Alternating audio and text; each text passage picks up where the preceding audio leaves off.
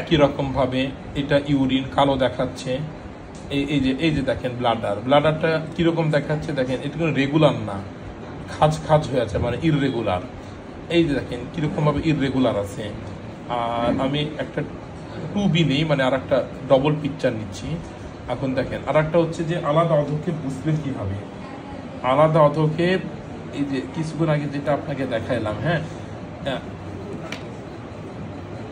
ইউরিনের ব্লাডারটা কিন্তু এইটা, বুঝতে পেরেছেন? এই যে এটা ব্লাডার, এটা ব্লাডার, তার উপরে আর একটা লেয়ার দেখতে পাচ্ছেন না? এই যে আমি আর মাঝখানে একটা কালো অংশ, এই লেয়ারটা মানে তার অতিরিক্ত ইনফেকশনের লেয়ারটা, মানে পাস সেল পুজ এগুলো জমা আছে। তো এটা যখন এর আগে যখন করেছিলাম তখন আরো বেশি ছিল, একদম পুরো ছিল, সেটা কমে গেছে। এই যে দেখেন এটা ইউরিনের ব্লাডার।